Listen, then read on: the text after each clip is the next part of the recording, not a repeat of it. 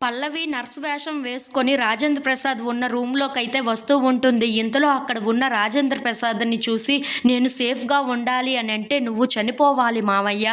అందుకే ఇప్పుడు నిన్ను చంపేద్దామనే నేను ఇక్కడికి వచ్చాను అని చెప్పేసైతే చాలా కోపంగా వాళ్ళ మావయ్య వైపు చూసి మాట్లాడుతూ ఉంటుంది. ఈ ఆక్సిజన్ మాస్క్ తీసేస్తే నీకు ఊపిరి ఆడక గిలగిలా కొట్టుకుంటావు అని చెప్పేసైతే అనుకుంటూ ఆ ఆక్సిజన్ మాస్క్‌నైతే తీసేస్తూ ఉంటుంది. అది ఇంతలో అక్కడ ఉన్న రాజేంద్ర ప్రసాద్‌కి అయితే ఆ ఆక్సిజన్ అందక ఊపిరి ఆడక అయితే అలా బెడ్ మీద కొట్టుకుంటూ ఉంటాడు. అది చూసి అక్కడ ఉన్న పల్లవి అయితే చాలా సంతోషిస్తూ ఉంటుంది.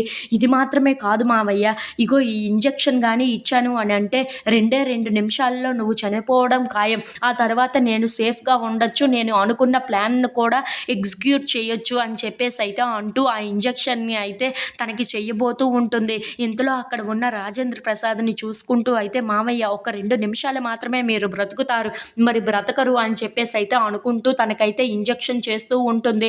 ఇంతలో అక్కడికి అవని అయితే వస్తూ ఉంటుంది. ఏయ్ ఎవరు నువ్వు అని చెప్పేసైతే అడుగుతూ ఉంటుంది. ఆ మాటలు విని అక్కడ ఉన్న పల్లవి అయితే ఒక్కసారిగా షాక్ అయిపోతూ ఉంటుంది.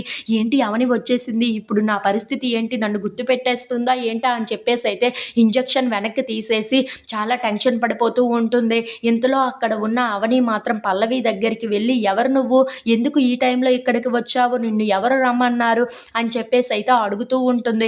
ఇంతలో అక్కడ ఉన్న వాళ్ళ మావయ్యను చూసి అదేంటి ఆక్సిజన్ మాస్క్ తీసేసి ఉంది, అయినా నువ్వు ఎవరు, ఇంజెక్షన్ కూడా ఏదో చేస్తున్నట్లుగా ఉన్నావు, ఒక్కసారి ఇలా తిరుగు అని చెప్పేసైతే అంటూ ఉంటుంది. ఆ మాటలు విని అక్కడ ఉన్న పల్లవి అయితే ఒక్కసారిగా షాక్ అయిపోతూ ఉంటుంది.